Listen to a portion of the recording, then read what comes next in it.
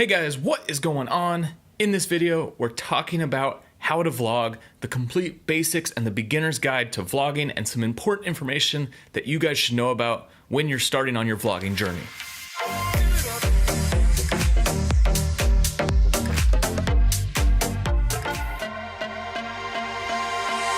I know there's a lot to unpack in this video, so if there's anything specific that you're looking for, in the description below, I'm gonna time code the different sections that I'm talking about: shooting, editing, posting, all that good stuff. Okay, so vlogging is kind of an important part of the YouTube culture, and it's actually expanded beyond YouTube. A lot of people just in general are vlogging to connect with their audience. Vlogs are an important part of businesses nowadays. It's an important part of your brand. So to connect with your audiences, vlogs allows you to step into your world and give your audience a kind of behind the scenes look at you and your life. Now, with that said, not everyone's gonna be vlogging and doing the whole daily vlogging thing. I think that's a little bit crazy because it's so much work to do a vlog every day unless you are a specific daily vlogger. I've had a lot of people recently ask me about how to vlog and how to create engaging vlogs. So that's why I'm putting this video together, to help my friends out and to help all of you out so that you can create better content. Okay, let's get into the gear. That is the first section, the tools. These are the things that you need to create your vlog. And at its very core, you just need a camera. Because if you can tell a compelling story or give someone some insight into you as a person, it doesn't matter the tools you're doing it with. However, you're gonna wanna progress, you're gonna wanna get better tools, you're gonna wanna get better cameras, microphones, all that, as you get more and more into vlogging. So the essentials are a camera, and beyond a camera, a stick or a tripod to hold the camera, and a microphone to capture better audio. At the very basic, that is the vlogger's setup, and that is the essentials that you need. Now, personally, depending on the situation, I've had different variations of this. Sometimes I just use a camera by itself, but that's just because of the situation that I'm in. So one camera that's really good for vlogging is the GoPro. It's just an easy camera to have in your pocket and take it wherever you need to go. It's also waterproof, shockproof, all that good stuff. And it captures a decent image that's wide. So you can hold it out away from your face and you can get it a good shot. And there's also some extra features on the GoPro which help out a lot. Another camera which most of you have in your pocket right now is your phone. And your phone is an important tool because you have it with you. It's there all the time. And it captures good video, it captures good audio. So it's a great camera to start with to learn how to vlog and to do all that. But if you want to step it up and you want to actually get better at vlogging, you're going to want to use a bigger camera with a microphone. So personally, I use the Panasonic GH5. It's an awesome camera. Before this, I was using the GH4. I've also used Sony a6500, a6300. I like to have a smaller camera, something that's not super heavy, but something that I can also bring in a microphone into. And the microphone that I use is the Rode VidMic Pro. This thing is awesome. It's a great microphone to get good sound out of doing vlogs and doing videos on the go. And the last piece is the stick. A lot of people use like a Joby tripod, one of those bendy tripods. I did that for a while. I actually like a smaller footprint, so I found a little mini tripod. It works well. It allows me to set the camera down, still have that tripod shot, but then also I can hold it as a stick, and it's not as big as the Joby. So links to all the equipment that I'm talking about in this video are down in the description if you want to check out the exact tools that I use, and you can get a sense of the cameras I'm using to create my vlogs. Like I said earlier, at its very core, you just need a camera, and then from there, a stick and a microphone, and that is your basic vlogging kit. And one more thing about the camera that you're using, you just got to use the camera that makes sense in the situation that you're filming. So if we were doing something like river rafting, we're gonna be just using the GoPro because it's waterproof, it's easy to have on me. I attach it to my helmet, attach it to a stick, and then I can pull it off and also vlog with it. So if you're in a situation where you don't wanna destroy a camera because you're in water, snow, who knows what it is, you're just in a situation where holding a bigger camera with a microphone doesn't make sense, it's not a big deal. Just use a smaller camera, something that works for the situation. But if you do have the bigger setup, you're gonna wanna use that as much as possible because you want to get the best footage you can possible no matter what situation you're shooting.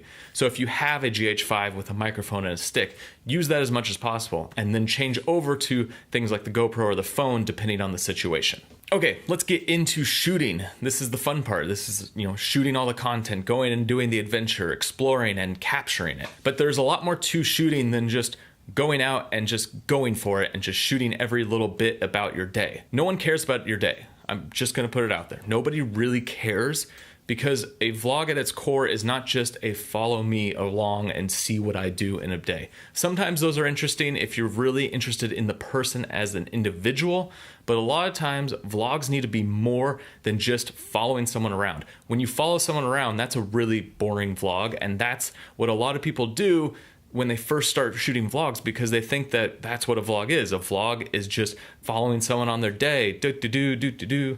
This is so cool. Look, I'm eating breakfast. I'm, shaving my face. I'm gonna go down to the store today. Like, that kind of vlogging is really boring unless you have a big following and a lot of people that are actively engaged with you as a person. If someone likes you, then they're gonna wanna watch your vlog. But if somebody doesn't know you and they stumble upon that, they're gonna have no interest and they're gonna click off. So to shoot an interesting vlog, you're gonna need to have a story. You're gonna have to have a journey of some sort, or you're gonna have to be funny or be going to an event. Like, there's gotta be some sort of story that goes throughout your day, and you gotta think of it as a film. As Casey Neistat said when he first started vlogging, he's gonna make a film every day, not a vlog. And that's the whole thing. You gotta treat it as a film. So when you're shooting a film, you have a story, you have a beginning, a middle, and an end, and you tell your story through a plot. And a plot could be a hero's journey, it could be a quest, it could be a tragedy. Like, there's different ways to think about story and story structure. When I'm shooting my vlogs, a lot of times when we're traveling, I'm just going on a journey, so I'm taking someone along on the journey. And when I'm thinking about it, I'm not gonna vlog unless there is a trajectory from, like, I'm starting here, I'm ending here. I want to take people on this journey to see what it is that I'm doing. So if I'm in Thailand and I'm going to go see the elephants, my journey is to meet the elephants, do the experience, and see the bigger picture of elephants by the end of the entire vlog. And that's what I did with the vlog when I was in Thailand. I wanted to talk about the bigger issues with elephants as a whole. I want to show a proper interaction if you are a tourist that is going to Thailand. There is some planning and there is some thought that goes in before you even start rolling the cameras. You just got to think about what it is that you're going to want to vlog about and try to come up with a bigger overall story to fit your daily vlog. And with that, you're going to want to be able to have a beginning, a middle, and an end, and you're going to want to do the basics of story that you see in films and you see in every book out there. You don't want to just start shooting and just think that you're going to have a cool, interesting vlog just by spraying the camera everywhere you go. Okay, a couple more points besides the whole story aspect of shooting a vlog is the main aspect of a vlog is basically engaging with you as a creator. So you're gonna be filming yourself. That's why you have a stick and that's why you have a microphone and a camera is pointing at you, is you're filming yourself, you're giving your journey, your experience to your viewers. So you'll turn the camera around and obviously show everything else that's going on, but at its core, you're filming yourself. So you're gonna either hold the camera out in front of you, or you're gonna set the camera down and walk up to the camera and talk to the camera. You just gotta find creative ways to talk to the camera and be an engaged creator with your audience. You're having a conversation back and forth. Find ways to talk to your audience and don't just make them a passenger on the train of your journey through the day or whatever it is that you're filming. You want to be actively engaged with them. You want to have conversations and you want to talk to them. All right, so we picked up our friends, Autumn and Katie. They're back there. They'll say hello in a bit because they want a shower. But I have Katie's bag. She had a little bit of an accident. She flipped a motorcycle like 2 days ago, yesterday.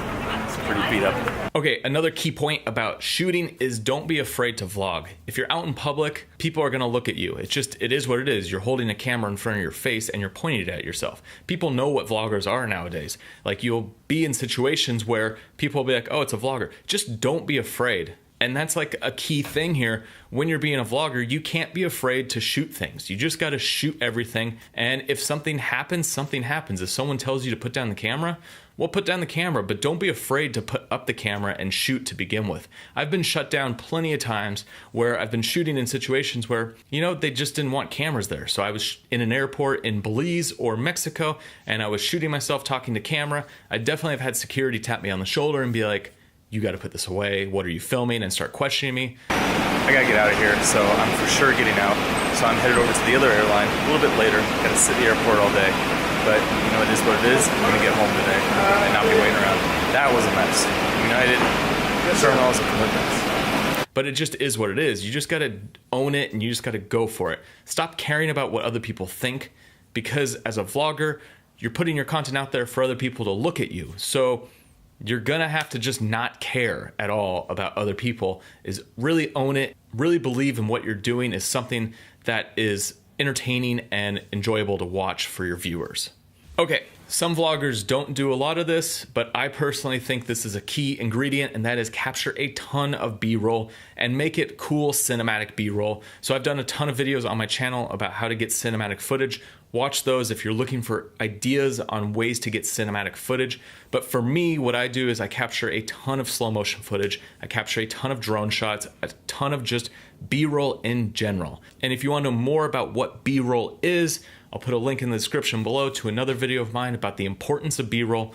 But B-roll is essentially the stuff that ties everything together. So you have your story, you have all your talking bits of you, and now you're gonna want the B-roll to make your project more exciting, to make your video more engaging, to see the location that you're at, to just make the vlog a more exciting thing to watch.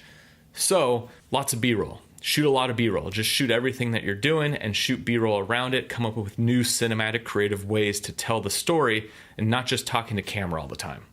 And going along with this is just shoot more than you think. So this is also your storyline and also your B-roll.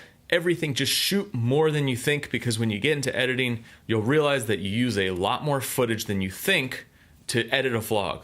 I've shot multiple days and trimmed it down to a 5-minute vlog because the storyline only fit the 5 minutes that I actually captured within those days, even though I shot a ton of footage. And so that brings us into editing. So now let's get into editing and let's talk about how you edit a vlog so it's more impactful and so that your viewers want to watch it. You shot all this awesome content, you have an idea and a storyline that you want to put together, create a vlog for your viewers. So the key to start any edit process with a vlog or a film or anything that you're doing in general is that you just need to know your footage. So before you even start cutting, bring all your footage into your software. I use Final Cut X, and what I do is I scrub through all my footage just to see what I've shot, to see all the things that I've captured throughout my day or throughout my week, whatever it is that I'm vlogging about, just so I know all the footage I have. So if there is major gaps, if there is something I didn't even remember that I shot, I know about it. So when I start editing, it makes it a lot easier to be like, yes, I have that, I'm gonna put that in the edit, or I gotta figure out a creative way to jump from this to this. And now that goes into the second part, which is editing. And editing is fairly easy. Most vlogs are beginning to end, and the way you shoot is in the way you edit. So you're starting at the beginning of your day and you're ending at the end of your day. So it's very easy to edit a vlog. Me, when I use Final Cut, because of the magnetic timeline, I'll take all the footage and literally drop it into the timeline and just start at the beginning and work my way through. And that's because everything is basically time of day, starts at the beginning and it ends at the end, like I was saying. So I'm able to just drop it all on my timeline and just start working through and cutting it all up. It makes it go really fast, and I can cut my vlogs in like an hour, 2 hours, depending on what the situation was. Obviously, some vlogs take a lot more effort, but some of the more basic ones, I can chop them up super quick by just dropping all the footage into the timeline and just going for it. An important thing to realize when you're editing your footage is this concept I learned way back in college. One of my professors taught me this. He said, kill your babies, which is a really horrible thing to say. It's one of those things that will destroy a project because people spend all this time and effort to get these awesome shots. Well, if they don't fit the story, if they don't fit the vlog, then you just need to take them out. And it's one of those things, because you're shooting, editing, and doing everything, you can't put weight on shots just because of how long or how complex the shot was when you were on set shooting or out in your day shooting.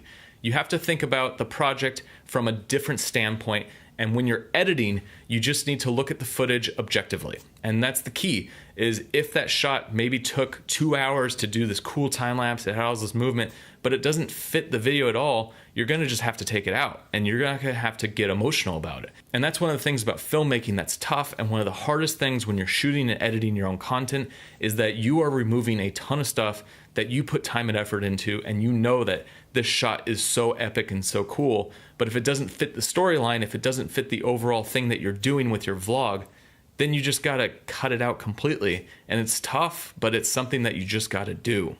And then one last tip when you're editing, just always be on the lookout for a hook. And a hook is basically a really interesting, 10 to 15 second piece within your entire vlog that will get your viewers' attention to keep watching. And that hook you'll put at the beginning of your vlog, whether it's a sentence that someone said or an action where like you're falling off a cliff into a water, like something where people are like, I want to know more of that. What's going to happen? What's going on? You're basically setting up the video so that people are like, I want to see what happened with that. You're going to take that chicken and you're going to blow as hard as possible. You're going to get as close as possible now. I want you to get closer, closer, much closer, a little bit closer, more closer. All right. Blow!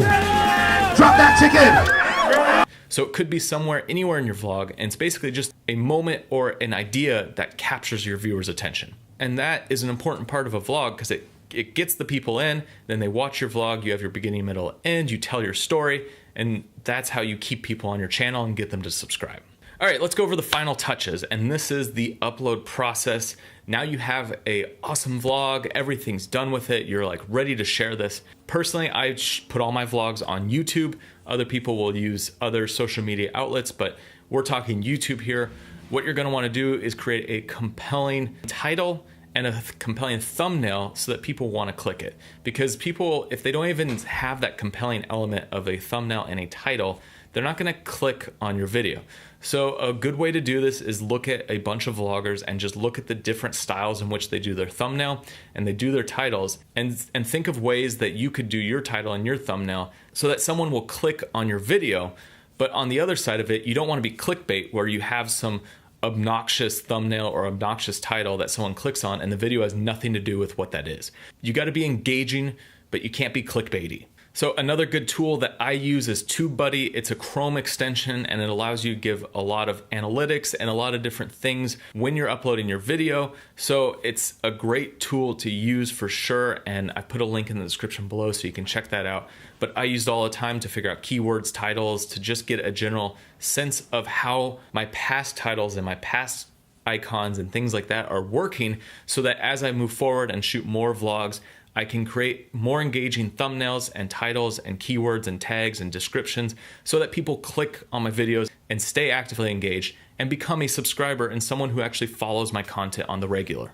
One more thing is that once you post, you don't want to just let your video die. You want to share it if you have other social networks that could get more eyeballs on the video. So if you just posted on YouTube, you don't want to just let it die there. You want to reach out to your Instagram followers or your Facebook followers and say, hey, check out my video. Just getting more eyeballs on your video as a whole is gonna help get it more attention and hopefully make the algorithm put your video in other places. And that's what's happened with some of my videos in the past. I've posted them in different places. I've posted things on Reddit or Facebook groups for stuff that makes sense and people will actively engage with that. And I've driven a lot of followers from, say, a Reddit post where it fits with whatever Reddit that I'm posting it in. So think of different ways that you could get more eyeballs on your video that are outside of where you posted it. Okay, and let's go over my final thoughts. So I've done almost 200 vlogs up until now. I started out doing daily vlogs because I thought I wanted to do the whole daily vlogging thing, and the daily vlogging thing is tough and it's hard. And like I said, unless you can come up with a unique film every day, daily vlogging does not make sense at all, and it's really hard to do, and it puts a strain on everything in your life. You look at some of these big daily vloggers, and they only do it for so long before they crack, before something major happens, before they do something that's just really ridiculous and dumb, and they just completely are oblivious to it because they're so wrapped in this world of daily vlogging. However, I think that all of us as filmmakers can benefit from doing a period of daily vlogging, because putting that pressure on yourself to create a film every day gets you to be more creative and gets you ways to create new stories out of basically nothing. As a filmmaker, as a YouTuber, I think everyone should try daily vlogging for a couple weeks, maybe a month, and just go for it and see how you can create compelling stories when you're pressured to do it day in and day out. And that practice is what gives you the knowledge so that when you're creating vlogs in the future, you create interesting vlogs and not ones that are just boring and dumb. Now, I've definitely created my fair share of boring vlogs in the past. I've shot 200 which, you know, in the grand scheme of things, there's other vloggers out there who have done thousands. For me, it started out doing the daily thing. I started doing then just travel, and now I'm realizing more and more that it's events, it's specific things that I'm gonna capture, and that's when I'm gonna vlog. I'm not gonna vlog all the time. There's just no reason to vlog all the time. It just doesn't make sense for me. But if I'm doing something really cool, like for example, I was just in New Zealand and me and Rachel did some really awesome hikes. Well, I'm gonna vlog the experience of that hike so someone can come on that journey with me as I take on a mountain. And that's a really interesting vlog, and there obviously is a lot more story that goes into it. The main story is obviously the journey from the bottom of the hill to the top, but there's more that goes into it. So you have your micro stories that go within each vlog. And that's one last thing I want to talk about and touch on, is that you're going to have your big overall story, what it is that you're vlogging about. If you're a comedy vlogger, it might just be that you're just showing a bunch of different little skits or things like that, different things within the vlog itself. If you're like me and you're a travel vlogger, you're going to be doing an experience, and that is your overall story. But within every vlog, you're going to have little mini stories. So for example, when I was in Belize with my buddy, bigger overall picture of the vlog was about scuba diving and learning how to scuba dive. But there were these micro stories that I told within it. And one of them was about, you know, the taco stand we found behind our hotel. And it was like an awesome locals taco stand. And I made a little mini story out of it. And all of your stories, no matter if they're the big overarching story or they're the micro story within, they need to have a beginning, a middle, and an end. And to do that, you just need to be more vocal and explain things on camera. And so a lot of times what I'll do is before I go into a situation, I'll explain everything that's going on. Like, okay, so one of the guys in our hotel told us that there's some fabulous tacos right down the street. We're on a taco run. And ZS wore his special shirt. What I'm doing, where I'm going, what I expect to happen, just talk a lot about it. I'll do the experience, that's your middle, and then at the end I wrap it up and kind of sum it up and talk about my experience, or, you know, find some way to wrap it up what it is that I just did. So these tacos are amazing. ZS, what's your verdict? Delicious. Definitely, when you travel, it's all about eating locally. Eating from the local taco stand is much better than, you know, eating tacos from the overpriced restaurant. Now, you're not always going to use this footage, but always having something before and something after the event that it is that you're doing gives you the ability in your post-production to be able to cut a beginning, middle, and end if there's not another way to cut it. So I always set up stories and I always end them, even if I'm not going to use that footage in the edit. So something to think about. When you're going into situations, just set things up, do your vlog, do whatever, and then wrap it up at the end of the day. I always do this. I always try to sit down and have a conversation with you guys as the viewers about what just happened, wrap up the day, say goodbye, do all that stuff. And you do that with each situation that happens within your vlog that could be a story and a key element to something that's going on. And we are back in LA. What is up? So I'm sure you're wondering what happened with the drone, because that's where I last left you off in Nicaragua. But we got the drone back and it ended up being a bigger hassle than expected. You might use the footage, you might not, but it's always good to have more footage than to have less. All right, guys, that was a lot of information. This is everything that I've learned over the past couple of years of shooting vlogs, and I hope that this information will help you become a better vlogger in your future vlogging journey. Guys, if you haven't already, make sure you hit that subscribe button. There's a ton of awesome tutorials on this channel. I've got a lot of cinematic footage, a lot of photography, and I've also got my vlogs. So go through, check some of those out, get some inspiration for your own vlogs. Also check out my Instagram @JevanDovey, and I'll see you on the next one.